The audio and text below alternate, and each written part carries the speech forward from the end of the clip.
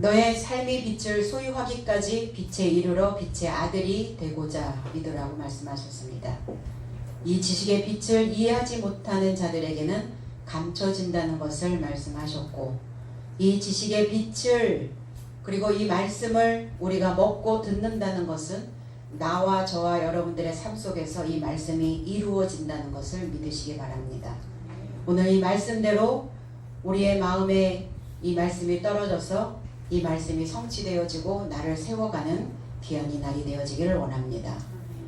37절로 38절 이렇게 많은 표적을 저희 앞에서 행하셨으나 저를 믿지 아니하니 38절 이는 선지자 이사야의 말씀을 이루려 하심이라. 가로되 주여 우리에게 들은 바를 누가 믿었으며 주의 팔이 네게 나타났나이까 하였더라 그랬어요. 이렇게 많은 표적 그랬어요. 이렇게 많다.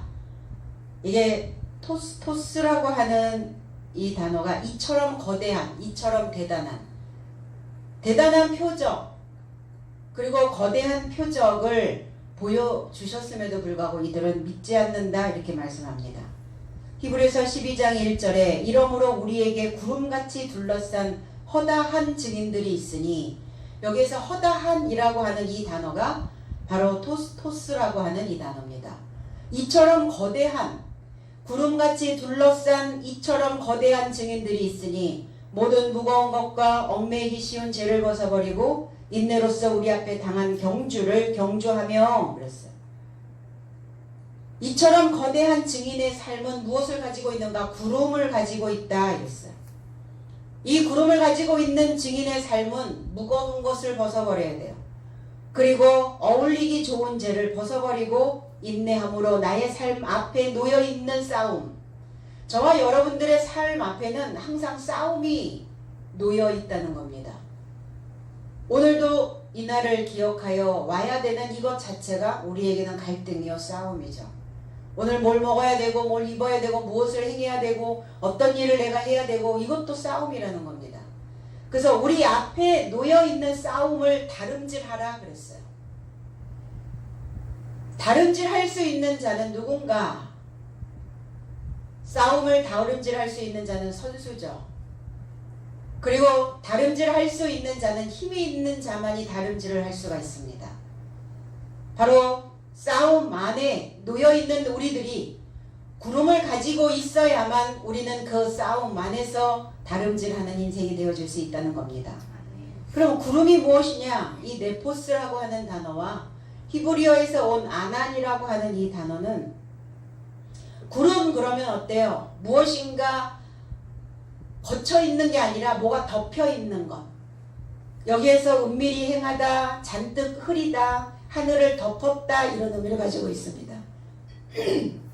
출애굽기 40장 34절로 38절에 구름이 회막에 덮이고 여호와의 영광이 성막에 충만하매 모세가 회막에 들어갈 수 없었으니 이는 구름이 회막 위에 덮이고 여호와의 영광이 성막에 충만함이었으며, 구름이 성막 위에서 떠오를 때에는 이스라엘 자손이 그 모든 행하는 길에 앞으로 나아갔고, 구름이 떠오르지 않을 때에는 떠오르는 날까지 나아가지 아니하였으며, 낮에는 여호와의 구름이 성막 위에 있고 밤에는 불이 그 구름 가운데 있음을 이스라엘 온 족속이 그 모든 행진하는 길에서 그들의 눈으로 보았더라 그랬어요. 구름이 인도하였죠. 그러나 모세는 그 구름이 덮여있는 회막에 들어갈 수 없었다 이렇게 얘기합니다. 우리를 인도했던 구약의 구름이 무엇인가? 그런데 많은 사람들에게 드러나지 않았다는 겁니다. 여호와시고 메시아입니다. 구원자이십니다. 그 구름이 이스라엘 백성들을 인도하여 냈고, 그러나 이스라엘 백성들은 그 구름이 무엇인지를 알지 못합니다. 왜? 덮여있기 때문에, 보이지 않기 때문에, 은밀히 행하고 있기 때문에, 하늘을 덮고 있는 그러한 구름이 끼어있는 날이었기 때문에 그들은 환하게 볼 수 없었다는 거예요. 단지 덮여있는 구름만 보고 있었을 뿐입니다. 모세는 회막에 들어가지 못했던 이유는 뭐냐면 알지 못했다는 거예요. 여호와에 대하여 하나님에 대하여 알지 못하고 있었다는 거예요. 그래서 덮여있는 구름과 주님은 어떻게 오시는가? 이 구름과 연합되어져 오신다는 겁니다. 구름 안에 오신다는 거예요. 구름과 연결되어져 오신다는 겁니다. 계시록 1장 7절에 볼지어다 그가 구름을 타고 오시리라 그랬어요. 구름을 타고 오시는 게 아니라 메타톤 네펠론, 구름과 연합되어져 오신다는 거예요. 그러면 증인의 삶이 무엇인가 하였더니 구름이라고요. 구름의 삶이라고 말합니다. 구름의 옷을 입고 있는 자를 증인이라고 말합니다. 이 거대한, 이처럼 거대한, 이처럼 대단한 증인의 삶은 구름을 가지고 있어야 된다는 거죠. 근심과 걱정, 어떤 유혹에 빠지기 쉬운 죄를 우리는 벗어버리고 이랬어요. 나의 삶 앞에 놓여있는 영적인 전투를 인내함으로 우리는 그 목적지에 도달해야 될 줄로 믿습니다. 그런데 구름도 구름 안에 하늘의 비를 가지고 있는 자도 있고 그 구름이 허당인 구름도 있어요. 그 속에 아무것도 담겨져 있지 아니하는 뜬 구름도 있다는 겁니다. 그러니까 그리스도 예수이신 아직은 우리의 삶에 밝히 드러내지 아니하고 나의 삶 속에서 무엇인가 보여지지 않고 있는 어떤 구름과 같은 존재 있나 할지라도 그러나 주님을 붙잡는 구름이어야 되는 것이지 뜬구름을 붙잡는 그 인생들은 증거자로서 증인으로서 그 삶을 살아갈 수가 없다는 겁니다. 그래서 나의 믿음을 온전케 하시는 주님을 붙잡는 그러한 인생, 그러한 구름이 되어야 될 줄로 믿습니다. 그래서 인생의 광명의 지혜가 나의 삶에 비춰졌을 때 우리 안에 덮여있는 내가 붙잡고 있는 그 뜬구름은 거치게 되어 있습니다. 빛이 들어가야 빛이 비춰져야 구름이 거치게 되어져 있죠. 시커멓게 하늘을 덮었던 먹구름과 같은 그 인생도 어둠에 잡혀있는 우리의 삶도 하나님의 그 비친 지혜가 들어가지 아니하면 우리는 늘 뜬구름을 붙잡는 그리고 들떠있는 어두움에 잡혀있는 존재가 되어줄 수밖에 없다는 것입니다. 이처럼 대단한 표적을 행하였으나 그들은 믿지 않았다고 말합니다. 표적이 무엇일까요? 이적과 기사? 기적이 무엇이냐? 오늘 내가 존재하고 있다는 것 자체가 기적입니다. 오늘 내가 살아있다라고 하는 이것이 바로 우리에게는 표적이 되어질 수 있습니다. 그런데 오늘 내가 살아있다는 것, 이 표적, 오늘 내가 이 날을 가고 있다라고 하는 이 기적을 믿지 않고 있다는 거예요. 사람들이 무엇만 바라보고 있는가? 뜬구름만 붙잡고 있는 거예요. 하나님을 내가 믿음으로 인하여 내게 무엇인가 내가 원하는, 내가 바라는, 그리고 내 욕구를 채워줄 수 있는 그 뜬구름을 붙잡고 있는 인생들이 너무나 많이 있더라 이겁니다. 오늘 이 표적이 살아있는 자들에게 나타나는 표적이기 때문입니다. 주님이 보여주셨던 그 허다한, 그 위대한, 그 많은 표적들이 있었음에도 불구하고 그들은 믿음을 갖지 못하고 있습니다. 나는 과연 믿는가? 나는 과연 무엇을 믿고 있는가? 그냥 내 눈앞에 어떤 기적이 나타나는 그것만을 이 물질계에서 만들어지고 있는 어떠한 그런 것들을 뜬구름만 그렇게 그 표적으로 붙잡고 가고 있는가? 물이 포도주로 변하였던 그 표적도 행하셨습니다. 물이었던, 물과 같은 인생, 물탱이였던, 물렁거렸던, 아무 맛도 없는, 어떤 것도 느낄 수 없는, 어떤 것도 영향력을 발휘할 수 없는 그런 물이 포도주로 되었다는 거예요. 사람들의 마음을 위로하고 사람들의 상처에 부어지면 상처를 치유하고 그리고 그 마음속에 이 포도주가 부어지면 무엇인가 새로운 열정이 만들어지는 물이 포도주로 변하였던 표적이 저와 여러분들의 삶이었다는 것입니다.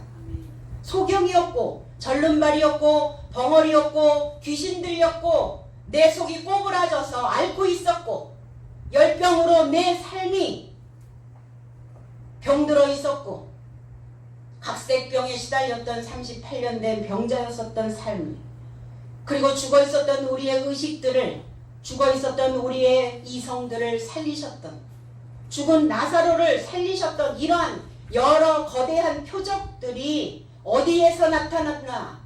저와 여러분들의 그 믿음에서 이루어져야 되는 것들입니다.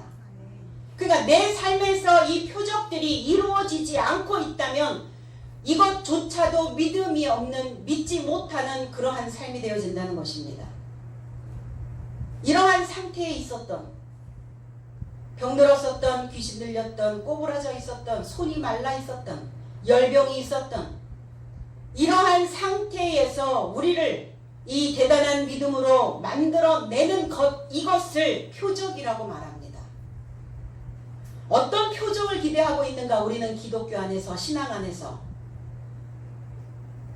그러니까 많은 신앙인들이, 많은 이단들이 사이비 종교 안에서, 그것도 하나님의 이름을 걸고 사이비 집단에 있는 자들이 어떤 일들을 행하고 있는가? 그냥 보여지는 거예요. 눈으로 보여지는 거. 우리의 육안으로 보여지는 것만을 행하고 있다는 겁니다. 절뚝발이가 길어지고 다리가 길어지고 소경이 눈을 뜨고 뭔가 보여지는 어떤 부유함을 찾고 탐구하고 그것을 요구하는 저와 여러분들의 삶이 이 대단한 거대한 구름을 가지고 있는 이 증인의 삶으로 내가 표적이 되어져 있다라는 이것을 믿어야 되는데 이것을 믿지 못하고 있더라. 그런데 이 말씀은 이미 구약에서 이사야 선지자가 예언해 놓았던 겁니다. 이사야 53장 1절에 우리의 전한 것을 누가 믿었느냐? 여호와의 팔이 누구에게 나타났느냐? 이사야 선지자가 이 백성들이 하나님에 대하여, 메시아에 대하여 증거하고 있음에도 불구하고, 전하고 있음에도 불구하고 이사야 선지자의 말씀을 듣지 않고 믿지 않고 있다는 겁니다. 나의 삶에서 들음으로 누가 믿었습니까? 내가 그렇게 하나님에 대하여, 오실 메시아에 대하여, 임마누엘에 대하여 전능자가 너의 삶과 결합되어 있다라고 하는 것을 분명히 내가 전했음에도 불구하고 그 표적을 믿지 않습니다. 나의 삶에게서 태어나실 그리스도 예수를 믿지 못하고 있는 것입니다.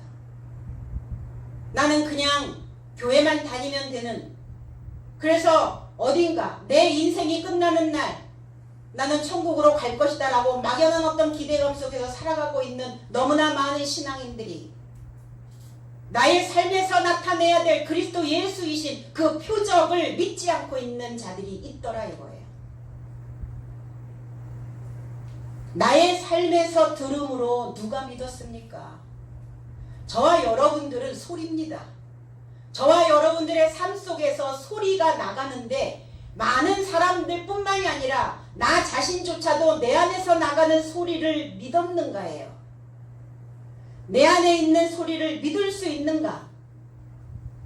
그럼 믿을 수 있으려면 어떻게 해야 돼요? 나도 나 자신에게 들려지는 참된 진실함이 있어야 되고 내 입에서 나가는 많은 소리가 다른 사람들에게 신뢰를 얻을 수 있는, 믿음을 줄 수 있는 그 소리여야 된다는 겁니다. 그런데 입만 열면 거짓말을, 입만 열면 핑곗거리를, 입만 열면 변명거리를 이렇게 말하고 있다면 나조차도 내가 하는 말을 신뢰할 수 없고 믿을 수 없기에 내 입에서 나가는 말을 다른 사람들도 믿어주지 않는다는 겁니다. 나의 소리를 들을 수 있다면, 그리고 내 안에서 들리는, 그리고 바깥으로 나가는 그 소리를 내가 인지할 수만 있다면 우리는 귀가 열린 자라는 겁니다. 오늘 내 소리를 듣지 못해 다른 자들을 통해서 들려주면 어때요? 내가 내 소리를 듣고 믿지 못하고 있으니까 다른 사람을 통해서, 옆에 있는 사람을 통해서 그 소리를 듣게 만들죠. 그러면 어때요? 들을만 한가요?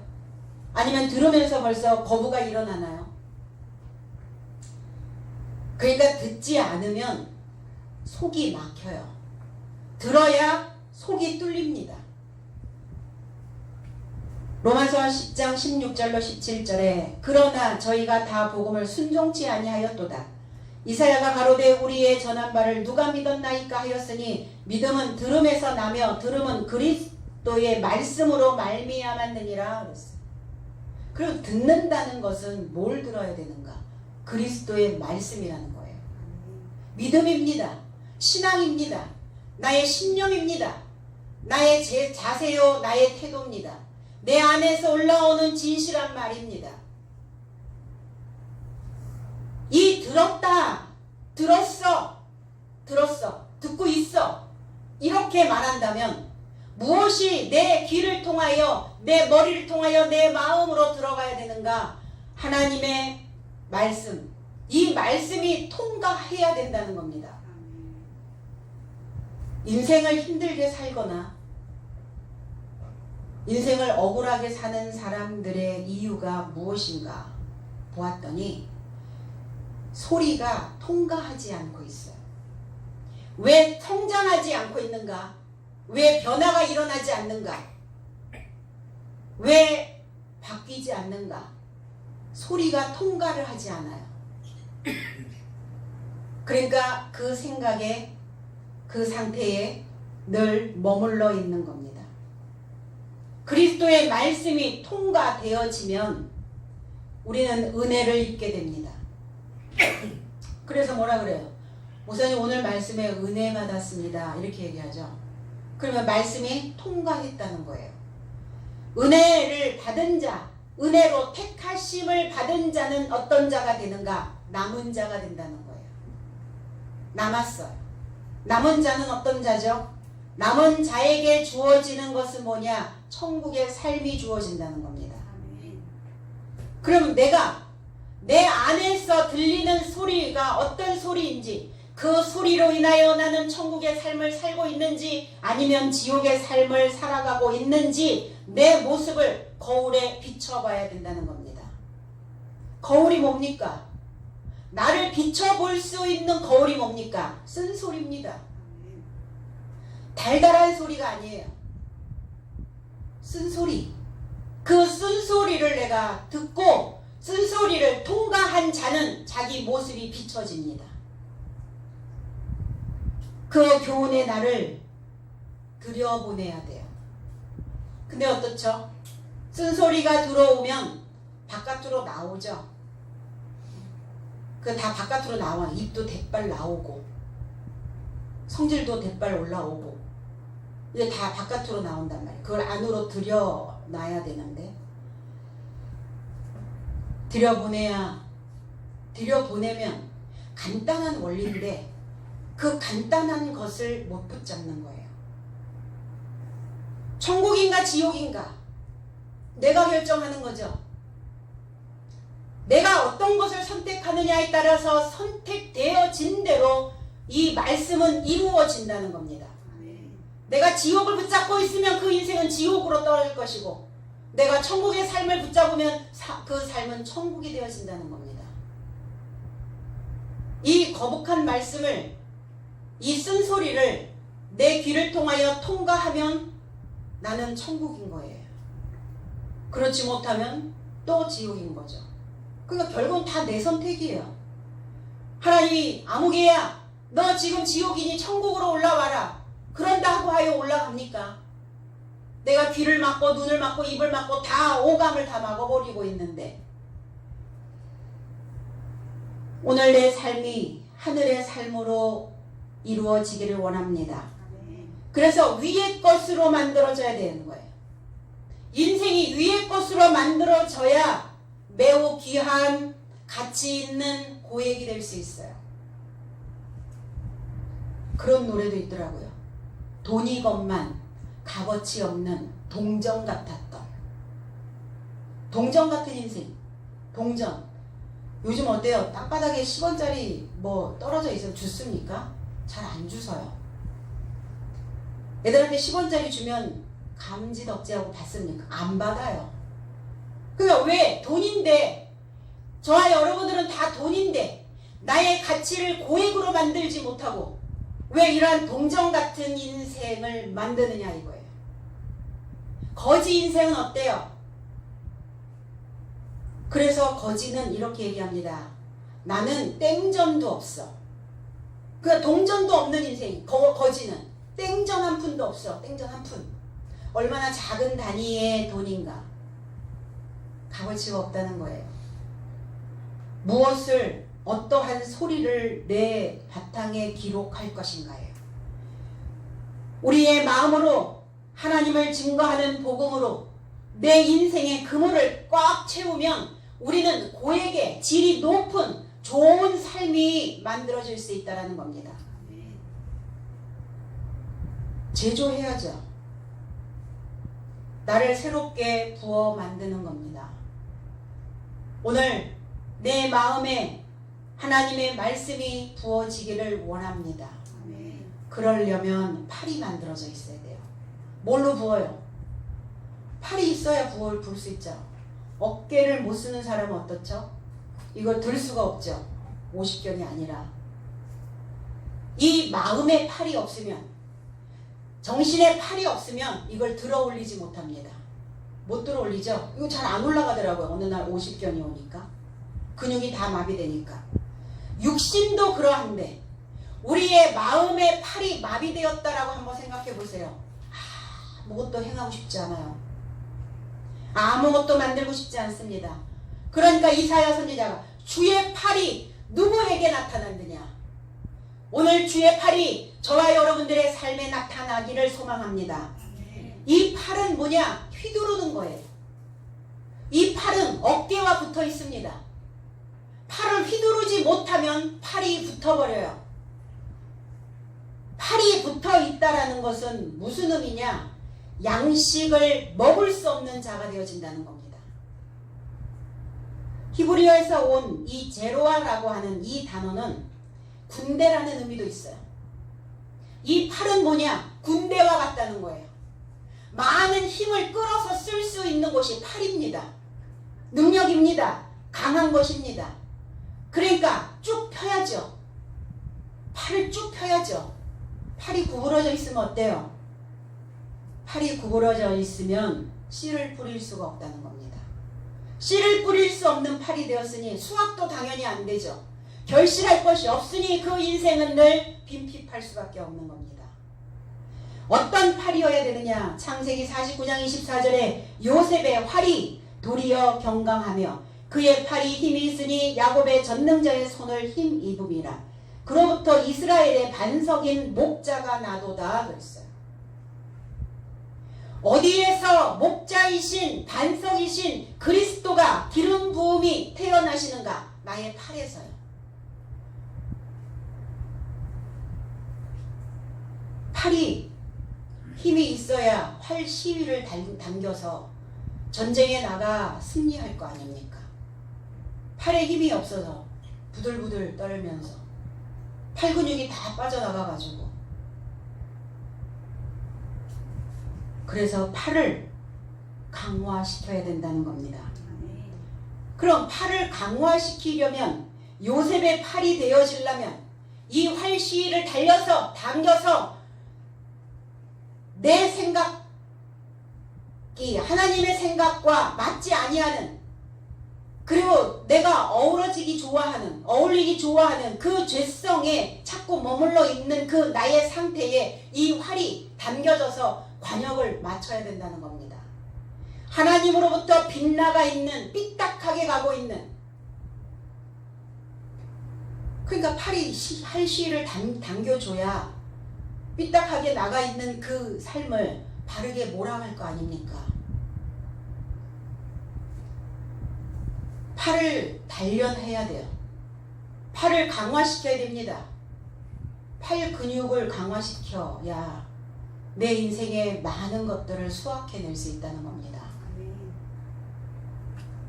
팔을 강화시킬 수 있는 방법은 뭐냐면 손에 잡은 것을 놓으면 됩니다.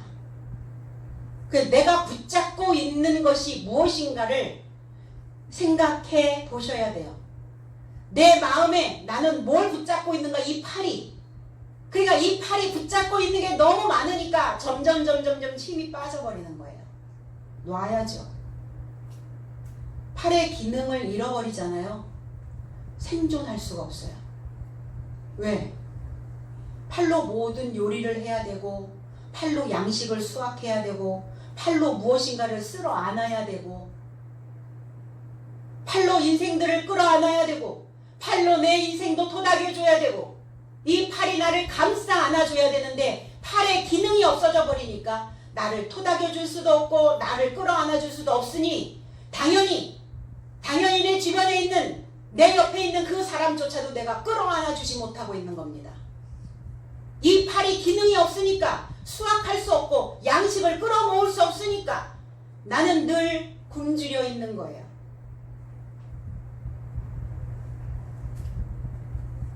양식을 하나를 안아야 그 불량미가 내 팔에 의해서 옮겨져야 내가 군사로서 싸울 기력을 얻을 수 있다는 겁니다. 그래서 이사야 선지자는 이렇게 기도합니다. 이사야 51장 9절로 11절에 여호와의 팔이여 깨소서, 깨소서, 능력을 베푸소서, 옛날 옛시대에 깨신 것 같이 하소서. 라합을 점이시고 용을 찌르시니가 어찌 주가 아니시며, 바다를 넓고 깊은 물을 말리시고 여호와께 구속된 자들이 돌아와서 노래하며 시온으로 돌아와서 그 머리 위에 영영한 기쁨을 쓰고 즐거움과 기쁨을 얻으리니 슬픔과 탄식이 달아나리로다 그랬어요. 팔이여 깨소서. 오늘 우리도 이 기도가 우리의 삶 속에서 울려 퍼져야 될 줄로 믿습니다. 나의 팔이여 깨어나거라. 깨어나소서. 깨어나서 능력을 베푸시고, 그리고 옛날 옛시대에, 옛날 옛시대가 어딥니까? 옛날이라고 하는 이 카담이라고 하는 단어는 동편이라는 단어고, 옛시대라고 하는 이 단어는 올람이라고 하는 숨겨졌다는 거예요. 동쪽이 숨겨져 있다. 동편이 감춰져 있다. 거기가 어딥니까? 에덴입니다. 에덴. 그러니까 이 팔이 힘을 얻어야 즐거움의 동산이 되어줄 수 있다는 거예요.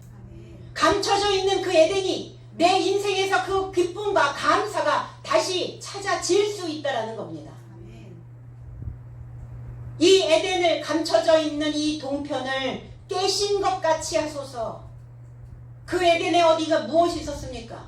그 에덴엔 두 종류가 있었어요. 선악이냐 아니면 생명이냐. 하나님을 아는 지식이냐 아니면 내 본능을 채우는 지식이냐예요.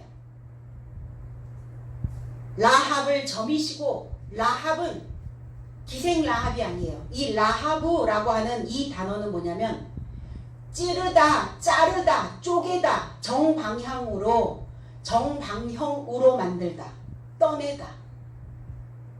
그래서 이 라합이라고 하는 이 단어에 거만하다라는 단어가 있어요. 거만한 자를 쪼개내신다고요. 왜 거만한가 하여 보았더니 뭐가 나 있어. 삐뚤어져 있어. 그래서 어떻게 하신다고요?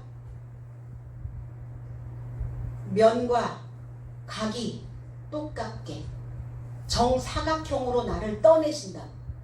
바닥에서 나를 들어 올리신다고요. 이 거만하여 있는 이 인생을 반듯하게 만들어내시고, 용을 찌르신 이가 어찌 주가 아니시며 그랬어요. 용을 찔렀다. 용이 뭡니까? 그 용은 탄닌이라고 하는 바다뱀입니다. 그리고 길게 늘어져 있어요. 우리 뭐라 그래요? 장사진을 이루었어, 이런 표현하죠. 그게 뱀이에요. 장사진. 뱀처럼 길게 늘어졌다는 거예요. 길게 하다. 그러니까 여호와의 팔이 라합을 쪼개내시고 반듯하게 만드시고, 반듯하게 만들어진 라합은 어때요? 라합이 되는 거예요. 그래서 이 여기에서 나온 라합과 기생 라합이 다른 자음은 다 똑같아요. 자음이 똑같은데 모음이 달라요.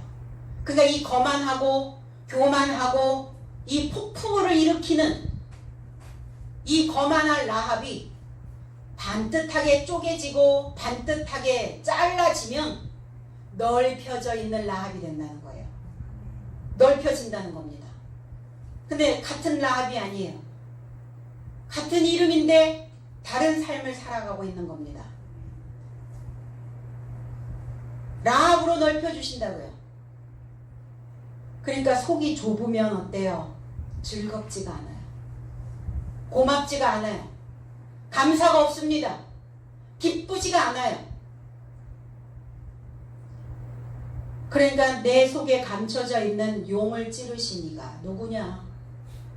바다뱀이요. 내 사상 속에, 나의 물 속에, 내 생각 속에서 살고 있는 바다괴물.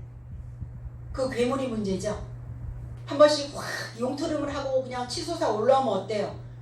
다 잡아먹을 듯이 그냥 덤빈단 말이에요. 내 생각 속에 살고 있는 이 용을 누가 찔렀냐고요. 어찌 주가 아니시며 바다를 넓고 깊은 물을 말리시고, 내 속에 바닷물이 있는데 그 짠물이 사람을 살리는 물이 아니에요. 이 바닷물은 사람을 죽이는 물입니다. 내 사상에 그 용이 들어가 있는 그 물은 오래된 물입니다. 이 바닷물을 말리시고 바다 깊은 곳에 길을 내어 구속 얻은 자들도 건너가게 하시니가 어찌 주가 아니시나이까. 주님이시라는 거예요. 내 안에 하나님의 말씀이, 하나님의 진리가 내 안에 부어져서 내 삐뚤어져 있었던 그 마음들이 네모 반듯하게 만들어지고, 그리고 내 안에 살고 있는 그 길게 늘어지고 있는, 길게 생각을 가지고 가고 있는, 참 길기도 길어요. 그죠? 오랜 세월 그 삶을 반복 또 반복하면서 살고 있는 이 용을, 이 바다의 괴물을, 이 폭풍우를 일으키는 야생 개처럼 으르렁거리고 있는 이러한 인생을 하나님께서 뭐 하신다고요? 여호와의 팔이 깨어나서 그 팔로 그 모든 것들을 정리해내신다는 겁니다. 말씀을 받은, 그러니까 우리가 무엇인가를 받을 때 뭘 벌립니까?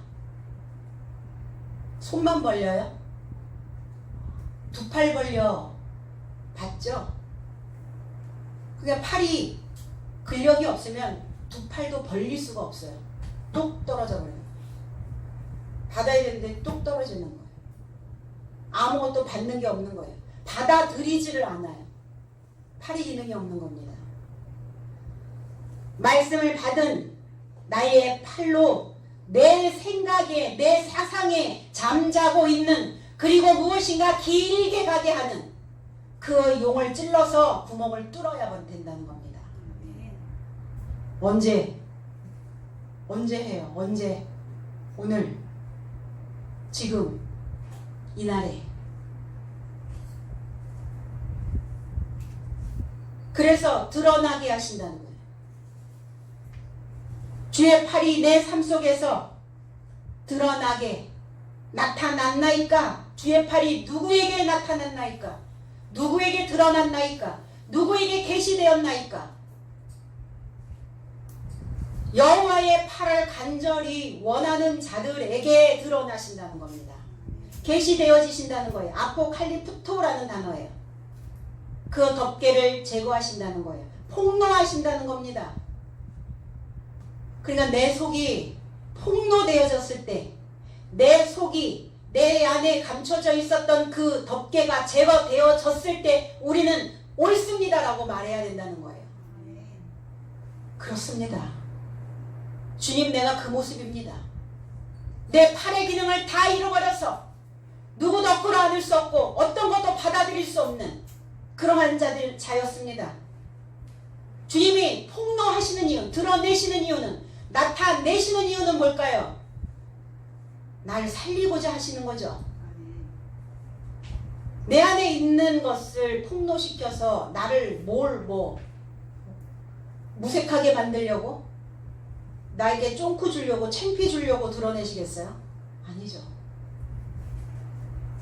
나를 폭로하고 벗겨내시는 것은 그 다 낡아서 그 허름한 것 덕지덕지 입지 말고 그거 다 벗어내야, 그래야 네 삶이 가뿐해지고, 그리고 네 삶이 가벼워지고, 그래서 너의 삶이 시원해질 수 있다라고 말씀하는 겁니다. 내 마음이 항상 찜통인 사람들이 있어요. 내 안에 이 바다가 항상 열이 나. 열바다, 맨날 바다가 열을 받아. 왜 열받아요? 내가 폭로되었기 때문에 열이 받는 거예요. 내가 벗겨졌다고 생각하기 때문에 내 수치가 드러났을 때 사실은 열받죠.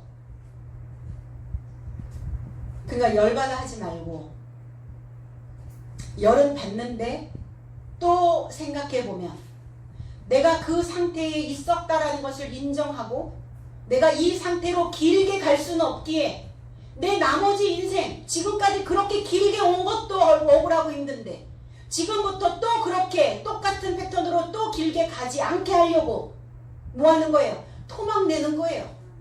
쪼개내는 겁니다. 잘라내는 거예요. 구멍을 뚫어주는 겁니다. 뭐 하라고? 나가라고, 좀 바깥으로 드러나라고.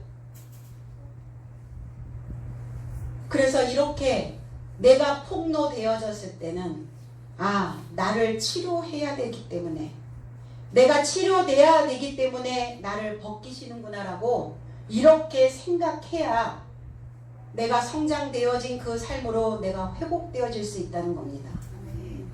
회복시키고자 하는 목적이죠. 날 치료하고자 하는 목적이라는 겁니다. 에브라임의 호세아 7장 1절에 내가 이스라엘을 치료하려 할 때에 에브라임의 죄와 사마리아의 악이 드러나도다 그랬어요. 드러나야 치료가 될 거 아니에요. 드러내는 거예요. 왜? 너무나 그 넓고 깊은 물 속에 들어가 있어. 누가? 바다 뱀이, 그 용이, 탄민이 길게 늘어져 살고 있는 그 뱀이, 용이, 그러니까 어때요? 벗기는 거예요. 폭로시키는 겁니다. 39절로 41절, 저희가 능히 믿지 못한 것은 이 까닭이니 곧 이사야가 다시 일렀으되 저희 눈을 멀게 하시고 저희 마음을 완고하게 하셨으니 이는 저희로 하여금 눈으로 보고 마음으로 깨닫고 돌이켜 내게 고침을 받지 못하게 하려 함이니라 하였음이더라. 이사야가 이렇게 말한 것은 주의 영광을 보고 주를 가리켜 말한 것이라. 주의 영광을 보고 주를 가리켜 말하고 있는 거예요. 내 머릿속에서, 내 삶 속에서 진행되고 있는데도 믿을 수가 없다면, 이것이 말씀이 내 안에 들어와서 이 말씀이 지금 내 안에서 이루어지고 있다라는 것을, 구약에 있는 이사야의 말씀이 내 삶 속에서 지금 이루어지고 있다라는 것을 믿을 수 없다면 이사야가 다시 일러줄 것이다. 다시 또 말할게. 이 말씀이 장난이 아니고 이 말씀이 가상이 아니야. 이 말씀은, 이 메시지는 들어가면 내 속에서 그냥 진행돼. 믿을 수 없다면 다시 이사야가 다시 일러줄 것이다. 저희 눈을 멀게 하셨고, 멀게 하셨다는 거예요. 하나님이 내 삶에서 그냥 밝게 보게 하시고 내 마음을 활짝 열어가지고 그냥 있는 대로 다 흡수하게 하시면 참 좋았을걸. 그런데 인생은요, 너무나 쉽게 주어지는 것은 값어치 있게 보지 않기 때문입니다. 이스라엘 백성들 출애굽할 때 어땠어요? 저와 여러분들이 인간의 내 생각에, 인간의 생각 속에, 인간의 본성 속에, 그 속성 속에 잡혀서 허우적거릴 때 하나님이 뚝 나를 그냥 예루살렘으로, 평화의 강이 흐르는 그곳으로 나를 던져 놓으셨으면 좋았을걸. 애굽에서 광야로, 그것도 사흘 길이면 올 것을 40년을 왜 그리 하셨을까요?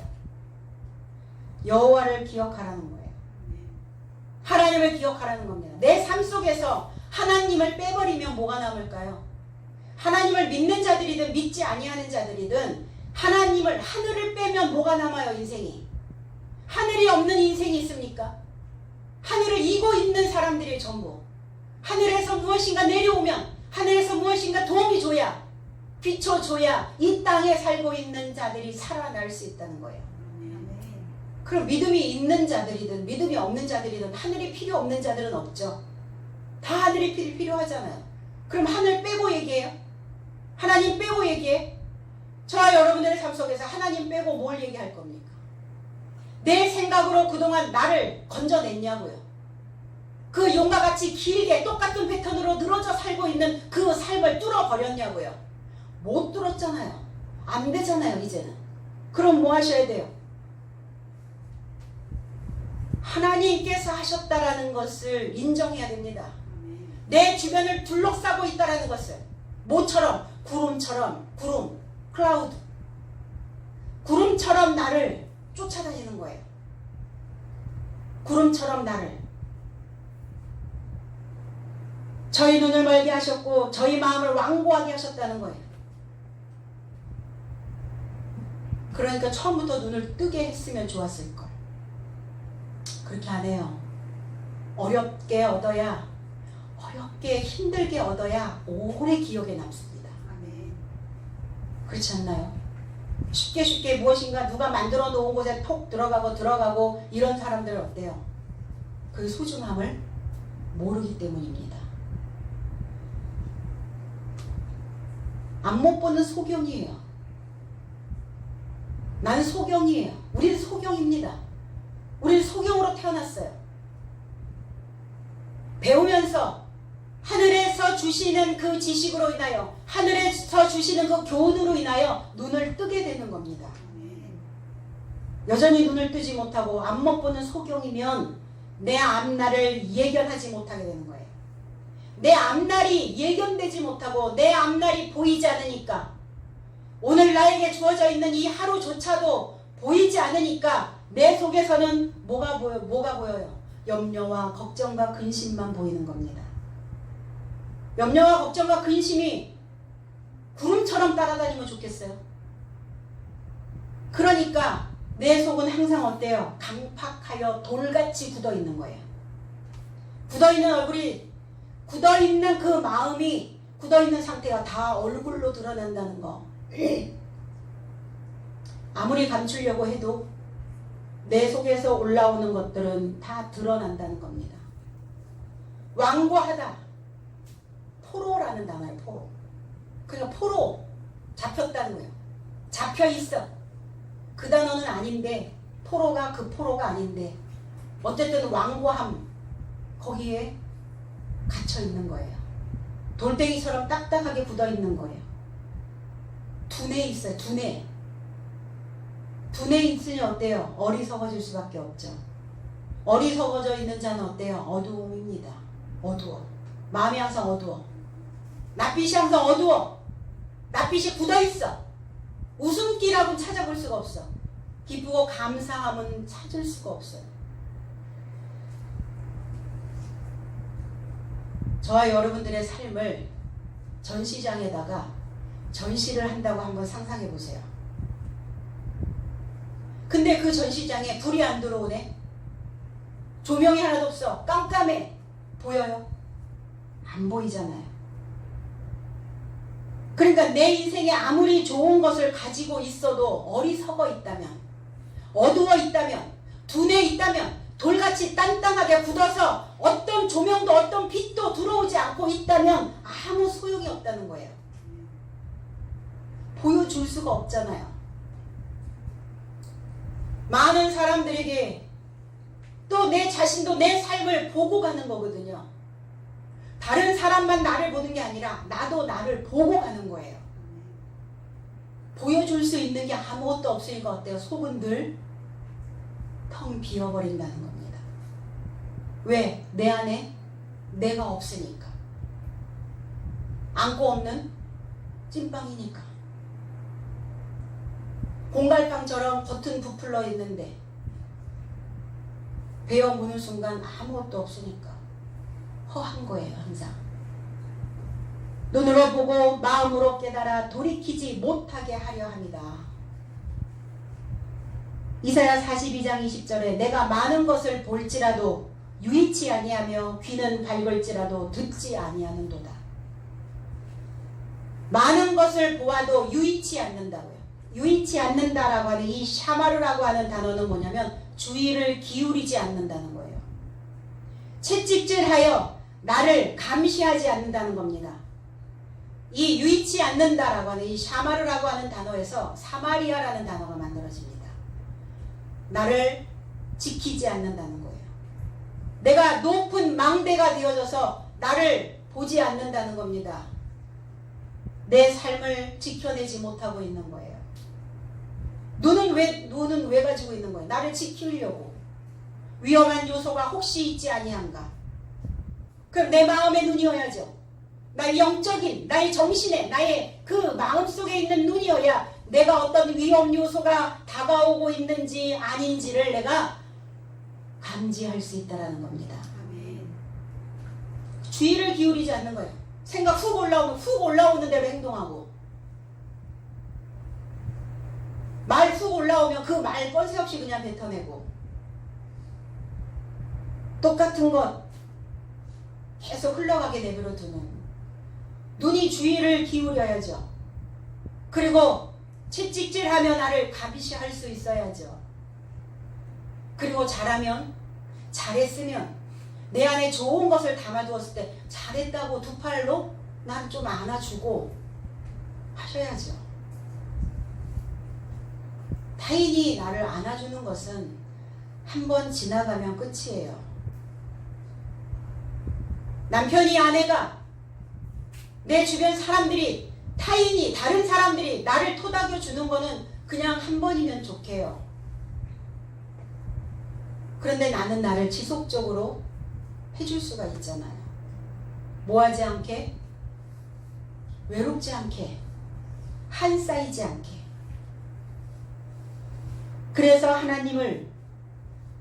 하나님께 내 마음을 두지 않으면 나를 올가매는 생각에서 나는 건짐을 받을 수가 없다는 겁니다. 그래서 어떻게 해요? 오늘 찬송한 것처럼 주의 팔을 의지함이라. 주의 팔이 어디에서 나타납니까? 저와 여러분들이 가지고 있는 이 영적인 팔, 말씀으로 만들어진 그 무장한 팔, 무엇인가를, 어떤 것을 포용하고 끌어안아 줄 수 있는 그 팔, 내 인생에 어떤 전쟁과 같은 어떠한 그 일이 몰아쳐도 내 팔에서 그 활시를 당겨낼 수 있는 그 건강한 팔, 그 팔이어야 된다는 겁니다. 내 마음이 완고해지고 내 마음이 돌이켜지지 않을 때, 그때 생각하는 거예요. 그때 조금 생각해 보는 거예요. 한 템포 늦춰서, 아, 내가 지금 치유돼야 되는 시간이 되었나 보다. 이렇게 생각해야죠. 그래서 하나님께서 내 팔에 힘을 주시는 거예요. 저의 삶을 치유하고자 함이라. 나를 온전케 하려고, 나를 회복시키려고. 그래서 팔이 치유되어질 수 있도록, 팔이 고침을 받을 수 있도록, 팔이 온전케 되어질 수 있도록 간청해서 팔이 고쳐졌다라고 하는 그 표적을 저와 여러분들의 삶에 보시기를 바랍니다. 아멘. 비틀려 있는 것, 틀어져 있는 것, 이 팔이 잡아서 바로 놔야죠. 틀어져 있는 것들. 어떻게 다 이 몸도 자세가 바르지 않으니까 다 뭐 어깨도 말려 있고 허리도 틀어져 있고 골반도 틀어져 있으니까 딱 재면 어때요? 발 길이가 다르고. 그거 어떻습니까? 그거 교정하는 사람들 봤죠? 반은 죽더라고요, 보니까. 림프절 막혀 있는 거예요. 우리의 몸에, 우리의 생각에 막혀 있으면 다 틀어져 버려요. 그래서 그거를 압을 줘가지고 그 압을 줘서 팔로 압을 줘서 그 열더라고요. 림프절들을. 림프관을 여니까 틀어져 있는 곳이 바로 잡아지는 거예요. 딱딱하게 굳어 있었던 그 육체도 그걸 눌러주니까 열리는 거예요. 그 육체는 스포츠 마사지, 뭐 어떤 마사지 한번 받으러 가면 끝나죠. 육체는 그렇다고 치고, 그럼 마음에 틀어져 있는 것들을 어떻게 할 거냐고요. 오늘 생각의 팔로 비틀려져 있는 것들을 오늘 딱 바로 잡는, 그리고 막혀있는 그 곳을 팔로 압을 줘서 그 관들을 다 열어내는 오늘 이 한날이 되어지시기를 원합니다. 아멘.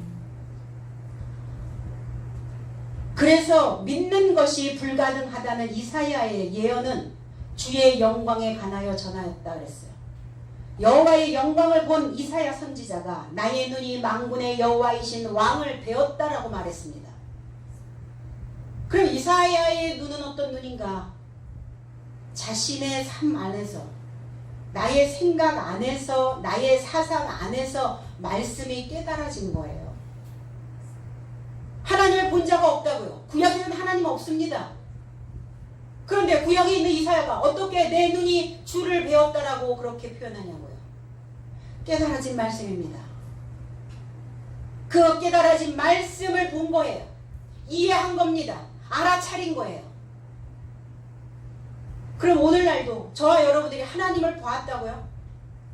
2000년 전에 주님은 가셨는데 주님을 본 자가 누가 있습니까? 주님을 어떻게 볼 겁니까?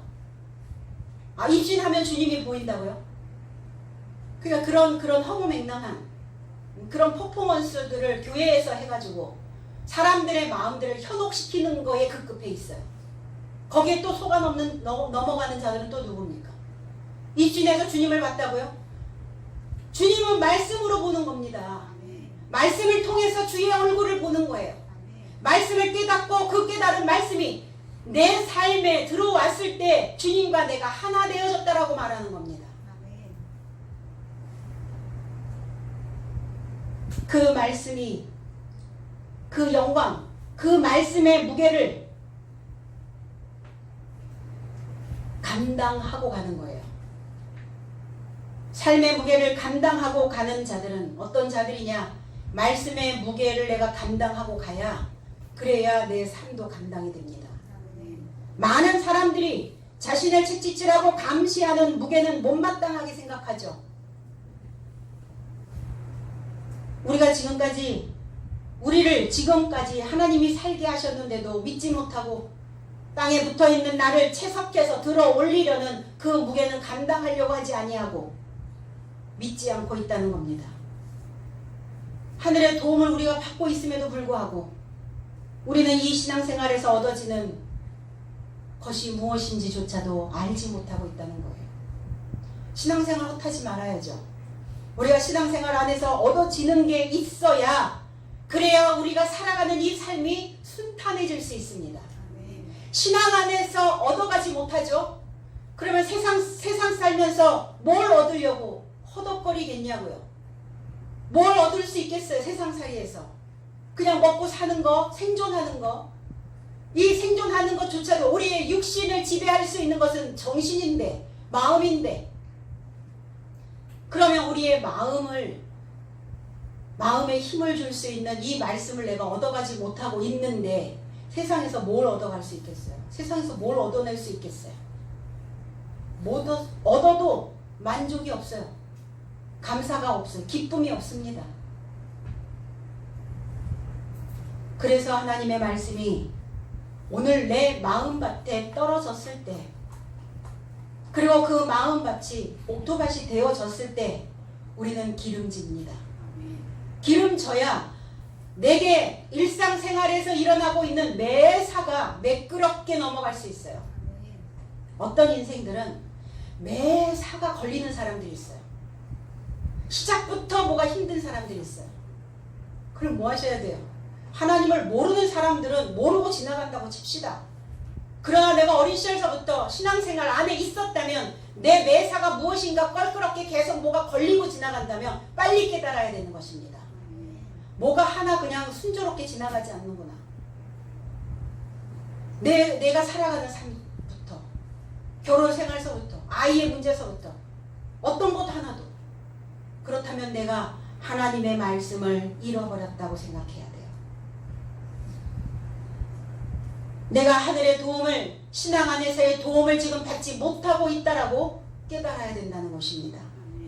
42절로 43절, 그러나 반원 중에도 저를 믿는 자가 많되 바리새인들을 인하여 드러나게 말하지 못하니 이는 추례를 당할까 두려워함이라. 43절, 저희는 사람의 영광을 하나님의 영광보다 더 사랑하였더라 그랬어요. 관원이 누굽니까? 통치자입니다. 통치하고 있었던 자, 지배자, 회당장. 에베소서 2장 2절에 그때에 너희가 그 가운데서 행하여 이 세상 풍속을 좇고 공중의 통치자를 따랐으니 곧 지금 불순종의 아들들 가운데 역사하는 영이라 그랬어요. 내 안에 불순종하는 영이 있다고요. 듣지 않으려고 하는 그 생각이 있다고요. 마음을 다 닫아버리고 불순종, 순종하지 아니하는, 듣지 아니하는 그 영 안에 잡혀있는 자들이 있다고요. 그것을, 그 생각을 지배하고 있는 관원, 그 생각을 지배하고 있는 통치자. 오늘 그 통치자는 회당에서 쫓겨나야 될 줄로 믿습니다. 아멘. 유대인의 회당에서는 쫓겨나야죠. 표면적으로 믿고 있는 그 회당에서는 쫓겨나야죠. 내가 공중 권세를 잡은, 공중의 통치자, 공중 권세를 잡은, 공중이라고 하는 이 단어는 아예르라고 하는 단어인데 허공이라는 단어예요. 허공, 허무, 허세, 허당. 이 허자가 많이 들어간단 말이에요. 허해, 허무해. 비었다고요. 공중은 비었어요. 공중의 힘. 그러니까 아무 힘도 없는 것을 붙잡고 그것에 의하여 지금 내가 지배당하고 있는 자의 모습이에요. 그러니까 오늘 그 관원이 저를 믿었다. 믿었는데 두려움은 있어요. 어떤 두려움? 그 교회에서 쫓겨나는 두려움이죠. 내가 지금까지 다니고 있었던 내 속에서 유대적으로 믿고 있었던 그 교회, 표면적으로 믿고 있었던 그 회당, 거기에선 출교해야죠. 그게 두렵습니까? 그 교회에서 쫓겨나는 게? 내 생각 속에 박혀있는 그냥 겉핥기식으로 신앙생활을 하고 있는 거기서부터는 출교 당해야죠. 당연히. 계속 그 교회 다니실 거예요. 계속. 그러니까 어때요? 허공 속에서 허우적거리면서 허무한 인생을 허하게, 허당으로 살고 있는 거예요. 지금. 이제는 하나님을 만나서 내 삶 속에서 실제로 허상이 아니라 실체로 말씀이 이루어지는 것을 인식하고 믿어야 된다는 겁니다. 허공 속에 잊혀져야 할, 허공 속에 묻혀져야 할 슬픈 옛 이야기입니까? 저와 여러분들의 인생의 스토리가 그리 되어서는 안 되겠죠. 그래서 이 소리를 들을 수 있는 그 순종이 필요하다는 거예요. 순종이 제사보다 낫다. 예배만 드리고 있으면 뭐하냐? 들어라 제발. 들어. 순종. 들어야 된다. 삶이 바뀔 것을 믿고자 하나 출교되지 않으려고 드러나게 말하지 않았다. 드러나게 말하지 않았다라는 것은 호몰로게오라는 단어예요. 시인하지 않았다는 거예요. 동일하게 말하지 않고 있다는 거예요. 동의하지 않는다는 거. 동의하지 않아.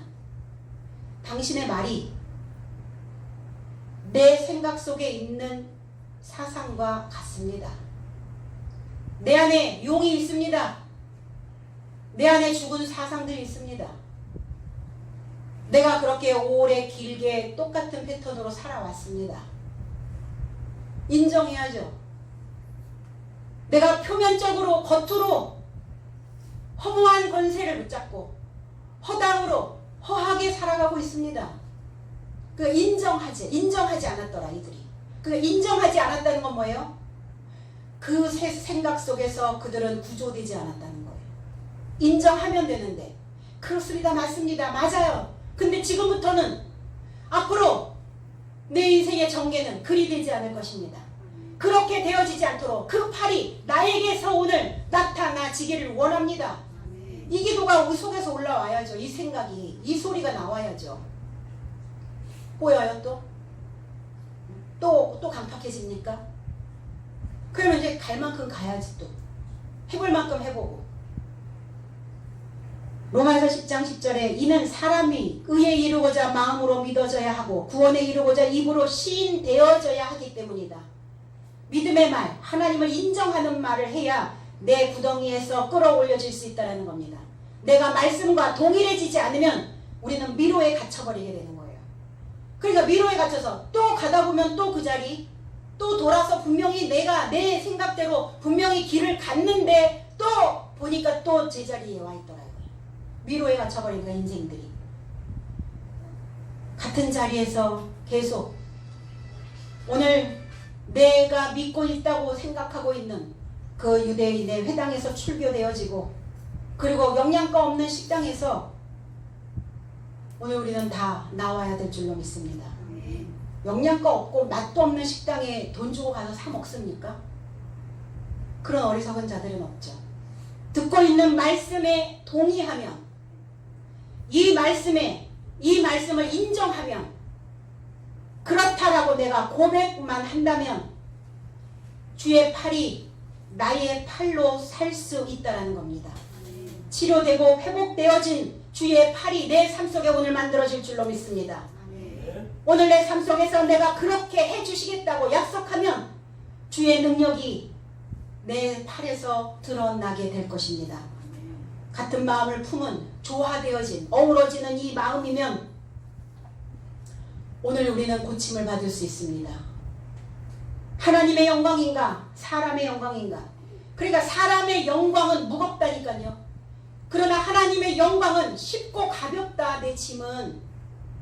갈라디아서 1장 10절에 이제 내가 사람들을 좋게 하랴 하나님을 좋게 하랴 사람들에게 기쁨을 구하랴 내가 지금까지 사람의 기쁨을 구하는 것이었다면 그리스도의 종이 아니니라. 사단의 종입니다. 하나님의 일꾼이 아니에요. 여기서 사람들을 좋게 하랴라는 단어가 이 페이도라는 단어예요. 좋게 하랴가 아니에요. 내가 사람을 확신하랴 하나님을 확신하랴. 사람을 확신할 거냐 하나님을 확신할 거냐. 사람들에게 기쁨을 구하랴. 이 기쁨이라는 단어도 아레스코라고 하는 단어인데 뜻에 맞다라는 단어예요. 그러면 내가 사람들을 확신하랴 하나님을 확신하랴 사람들의 뜻을 구하랴. 내가 지금까지 사람의 뜻을 구하는 것이었다면 그리스도의 종이 아니다. 사람의 뜻에 맞게 하고 있다면 그리스도의 종은 어때요? 하나님을 확신하고 그리고 나도 확신 있는 삶을 살고 내 인생이 내 앞날이 어떻게 되어질 것이다 라는 것을 확신하고 그리고 하나님의 뜻을 구하고 하나님과 동의하여 하나님과 일치되어져야 된다는 겁니다. 육신에 붙잡혀 있다면 하나님을 만족해 할 수가 없다는 거예요. 그러니 나의 삶도 만족이 없어요. 결국은 내가 만족을 얻지 못하고 있다는 것은 하나님을 만족시키지 못하는 삶이라는 거예요. 나의 육체의 무게인가 아니면 하나님의 무게를 지닐 것인가. 주님과 결합되어져 있는 인생 그 삶은 결코 버겁지 않습니다. 결코 손해보지 않습니다. 결코 허무하지 않습니다. 결코 그 인생이 헛되지 않게 만들어 주실 것입니다. 이것을 확신하느냐는 거예요. 오늘 우리 손에 쥐고 있는 이 짐들을 다 내려놓으시고 오늘 다시 확신하는 이 믿음의 짐을 다시 사랑하셔서 오늘 이 들어있는 이 말씀을 인정하시고 오늘 들어있는 이 말씀이 나의 삶에 성취되어지는 풍족한 주머니가 다 되어지시기를 그리고 너덜거렸던 내 생각이 이제 꿰매어지고 수선되어지는 지금 이 시간이 되시기를 여호와의 라파로 축복드립니다. 기도하겠습니다.